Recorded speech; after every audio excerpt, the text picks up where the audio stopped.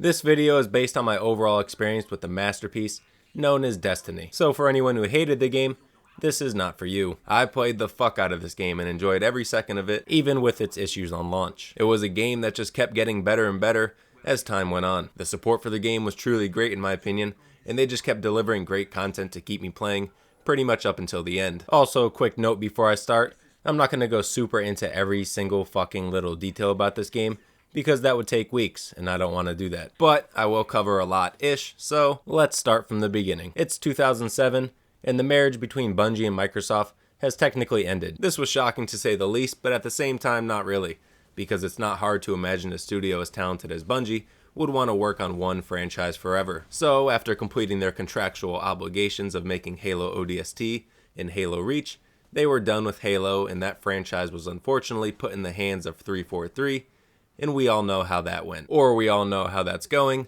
because some fucking how 343 has not been shut down. But anyways, now that Bungie was on its own, it was free to focus on its first independent project, Destiny. First independent project in a while. And the hype for the game was real. It was a mix of being Bungie's first new IP in quite some time.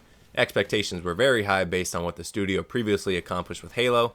The reported 10-year development and $500 million cost to make the game only added to the hype leading up to the launch. Destiny was officially announced in 2013, and as expected, many things were learned about the game leading up to its release. The game was going to be an always online looter shooter that would offer a story, challenge missions, weekly content, quests, and all the other fun shit. Kinda like Borderlands and Halo had a baby. But the game was promising a lot from the beginning, which of course did not do it any favors when the game was finally released in September of 2014. The game was received, okay, I liked it. Tons of people were mixed on the game, but we'll get into that in a second. Let's start with the good. The gameplay was fucking amazing. Guns felt good, movement was great, and the Sparrow vehicle was a much welcome way of transportation, since the planets were fucking massive, and if you had to walk across them, you'd probably kill yourself. The planets themselves were all really cool, and in general, the art direction for the game was pretty good. I had no complaints in that area. The multiplayer was another huge plus for the game. The PvP part of the game felt fresh and super fun to play, thanks to its decent map selection, great combat, and floaty Halo-style movement. And lastly, even though the story for the base game was very lackluster, it fits my playstyle pretty well, because for a game like this, the story isn't really my main focus, so I appreciate the game being for the people who just want to play the game. That's pretty much all the good shit, so let's move on to the bad shit. Huge lack of story, and yes, I know I said I didn't care about the story, but that doesn't mean others don't. Anyways, very tedious missions overall, many of them were rinse and repeat, with tedious tasks like fighting off hordes of enemies, while your ghost companion completes a task off to the side. Many of the weekly missions were just harder versions of regular missions. Sometimes the grind was not met with good rewards because of terrible RNG, and much of the loot in the early days of the game were just different variations and rarity of the same gun and armor designs. Also, people complained about the 2 planned DLCs for the game because, they cost money, because paying any extra money for more content nowadays automatically means greedy corpo garbage trash. But also because they should have prioritized launch content over the planned DLCs, because to me, the lack of content there was in the base game was the biggest downside for me personally. But listen, we're not here to talk about problems that basically don't exist anymore. That would be ridiculous. We're here to talk about how Destiny became an S-tier looter shooter super light MMO masterpiece. Despite many of its issues on launch, many people just couldn't put the game down, myself included. Keeping up with the weekly missions, leveling multiple characters, earning better loot, playing tons of PvP, the game just provided a lot of ways to keep the player playing, and everything you did was progressing you towards the game's main event, the raids, which are arguably the best part of Destiny, other than PvP. These were much more difficult and elaborate missions that require a party of 6 to complete. It could be done with less, but the less people you have, the more mission responsibilities fall onto others. So of course that's the only way I did them. These were pretty well crafted missions that had a variety of mechanics to implement for each section of the raid. Some were very well thought out, like the orb mechanics and sequences in the King's Fall raid, and some were just annoying as fuck, like in the same King's Fall raid, when a random knight spawns and tries to take your very important orbs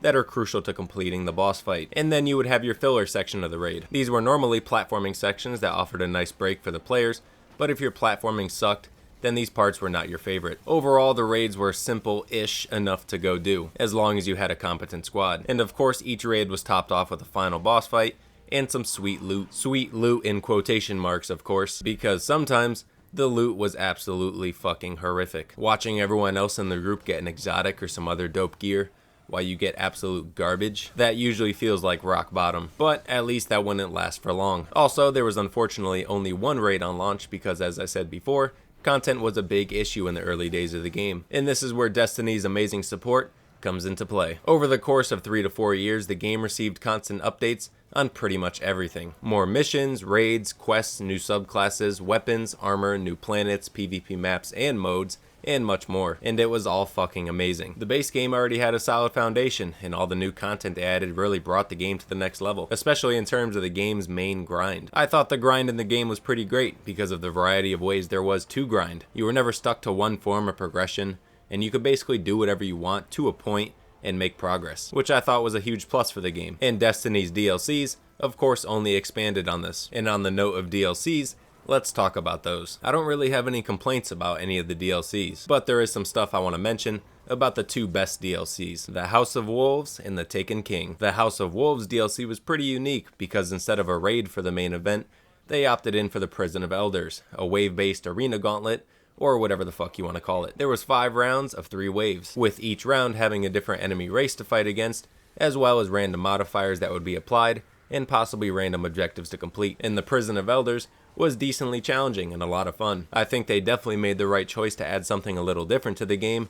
Even though a raid for this DLC would have been pretty cool, I'm definitely happy they did this instead. Now on to the Taken King. This DLC was the fucking peak of Destiny. This offered everything the other DLCs offered, but this time, they added new subclasses for each class, which gave anyone playing a hunter, warlock, or a titan a little extra playstyle. The story missions in the raid for this DLC were I think the best in the game, plus the new area and weapons they introduced get a big fat fucking chef's kiss from me. The Dreadnought map was fucking dope, and you gotta spend a lot of time in this area throughout the DLC, and the new exotics like the Sleeper Stimulant, the Touch of Malice, and I forgot the name of the 2 exotic swords, but those were pretty sweet too. I haven't talked about exotics at all yet, so let's do that now, because exotics in general are a really important part of the game. Each exotic weapon or piece of armor has a unique perk that makes it stand out and provides a substantial benefit in a variety of situations. They were actually so important to the point where some groups of players wouldn't do certain missions or activities with you unless you had certain weapons or armor. Mainly weapons though. Some examples of this would be like the Thorn in the early days of Trials of Osiris, the Galahorn for the Crota raid, Black Spindle for King's Fall.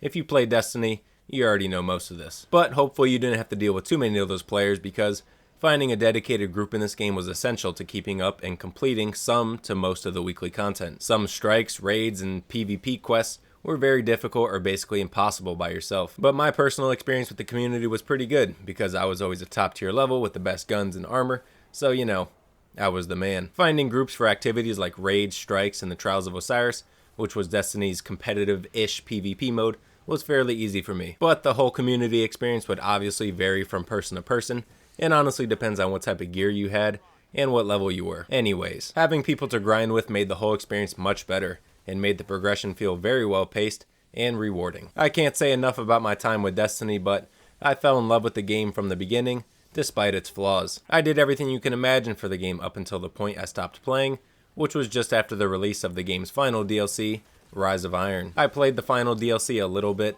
but not even close to the amount of time I put into the other content added before it, so I'm not going to speak much on it. And the only reason I didn't play much of it was because I folded and returned to play many of the games that took me away from Destiny in the first place, like Dark Souls 3, Battlefield 1, Division, Doom, a little bit of Overwatch.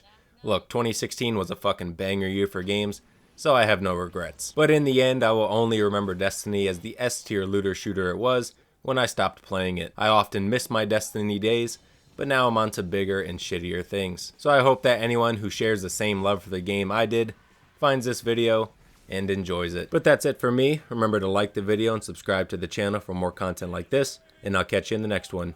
Peace.